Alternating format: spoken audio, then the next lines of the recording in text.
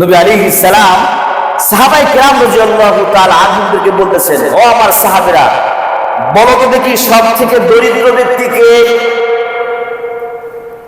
সব থেকে দরিদ্র কে? সাহাবায়ে কেরাম রাদিয়াল্লাহু তাআলা আনহুম বলেন, ইয়া রাসূলুল্লাহ, ইয়া হাবিবাল্লাহ, যার কাছে টাকা পয়সা নাই, ঘর বাড়ি নাই, অর্থ সম্পদ নাই, ঘর নাই, বাড়ি নাই, জমি ক্ষেত নাই, এই ব্যক্তি সব থেকে গরিব, দরিদ্র।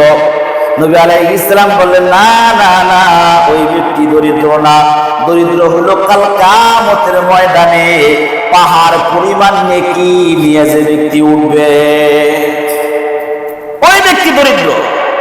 ইয়া রাসূলুল্লাহ, নেকি নিয়ে উঠবে দরিদ্র? হ্যাঁ, এই ব্যক্তি অনেক নেকি নিয়ে উঠবে, পাহাড় পাহাড় সমান নেকি। এই ব্যক্তির নেকি থাকবে, অনেকগুলা হজ করছে, হজের অনেকগুলা সওয়াব। এই ব্যক্তি যাকাত দিছে, যাকাতের অনেক অনেক সওয়াব। এই ব্যক্তি দান সদকা করছে, এরকম সওয়াবও তার কাছে আছে। এই ব্যক্তি মসজিদ করছে, মসজিদ বানানোর সওয়াব তার আছে। কারণ যে ব্যক্তি একটা মসজিদ নির্মাণ করবে, যারা নামাজ পড়বে কিয়ামত পর্যন্ত, এই নামাজের সওয়াবগুলো মুতাওয়াল্লির আমলনামায় উঠবে। যে ব্যক্তি মাদ্রাসা করলো, এই মাদ্রাসায় যারা লেখাপড়া করবে, শিক্ষা দিবে, শিক্ষা করাবে, এই যতদিন পর্যন্ত চলতে থাকবে, এরা আবার আর এক জায়গায় শিখবে, তারা আবার এরকম শিখবে, কিয়ামত পর্যন্ত চলতে থাকবে। এগুলা সদকায়ে জারিয়া হিসেবে এই সব তার আমল নামায় উঠতে থাকবে। তাহলে একজন ব্যক্তি মাদ্রাসা করছে, এখানে 10 জন ছেলে হাফেজ হইল। এই 10 জন ছেলে যখন আবার বড় হবে, ওরাও তো আবার শিক্ষক হবে, এরা এক একজন আবার 10 জন, আবার তারা এরকম 10 জন, এরকম করতে করতে কিয়ামত পর্যন্ত চলবে না? মাদ্রাসা কি করলো? তাহলে কি সদকায়ে জারিয়া করলো, একটা মসজিদ নির্মাণ করলো, এই যে নামাজ কালাম পড়তেছি, মুতাওয়াল্লির আমলনামায় সওয়াব উঠতেছে না?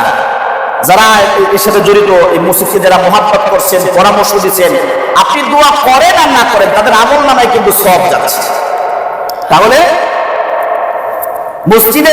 মসজিদের সওয়াব এরকম পাহাড় পরিমাণ, মাদ্রাসা নির্মাণ করছে পাহাড় পরিমাণ সওয়াব, দান সদকা করছে পাহাড় পরিমাণ সওয়াব, প্রত্যেকটা থানায় থানায় মডেল মসজিদ করছে পাহাড় পরিমাণ সওয়াব, প্রত্যেকটা থানায় থানায় মসজিদ, প্রত্যেকটা মহল্লায় মহল্লায় মসজিদ, সওয়াব আর সওয়াব, পাহাড় পরিমাণ সওয়াব।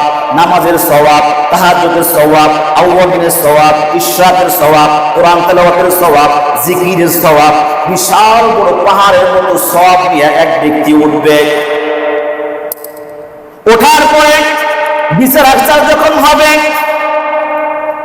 এই সবাই দেখতে পাবে পাহাড় পরিমাণ সওয়াব নিয়ে এই ব্যক্তি আসছে। সবাই দেখে চিন্তা করবে, আহা কত সওয়াব রে, কত সওয়াব। আল্লাহ তাকে এই ব্যক্তিকে জান্নাত দিয়ে দিবে।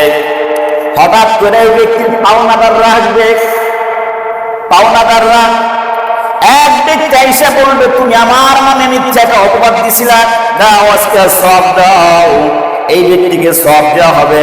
আর এক ব্যক্তি আসবে, তুমি আমার নামে গীবত করছিলা, দাও আমাকে সওয়াব দাও, বাস এই ব্যক্তি সওয়াব দিয়ে দিবে।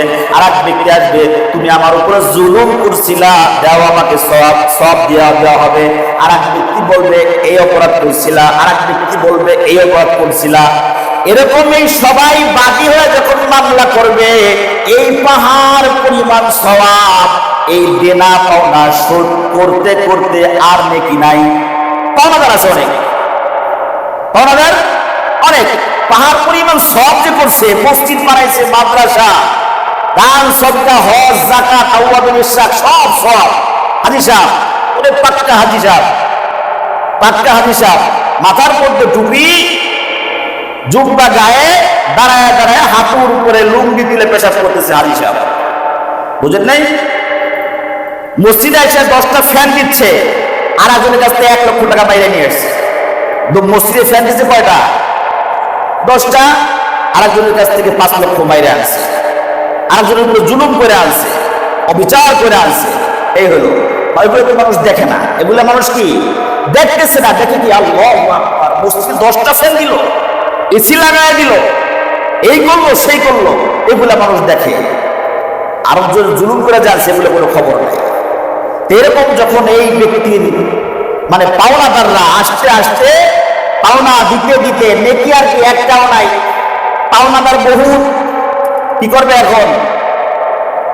এখন যে ব্যক্তিরা পায়, যে ব্যক্তির গীবত করছেন, যে ব্যক্তির উপর জুলুম করা হয়েছে, যে ব্যক্তির উপরে এরকম মিথ্যা অপবাদ দেওয়া হয়েছে, এই ব্যক্তি অনেক ব্যক্তি আছে তারা বলতেছে আমাদের পাওনা দাও, আমার তো নেকি নাই। তখন ফায়সালা হবে, নেকি যেহেতু তোমার নাই, যেহেতু তোমার কাছে আমি পাই, আমার গীবত তুমি করছিলা, আমার উপর জুলুম করছিলা, আমাকে মিথ্যা অপবাদ দিছিলা, তাহলে কি করবা? এই যে আমার বদ আমলগুলো আছে এটা তুমি নিয়ে নাও।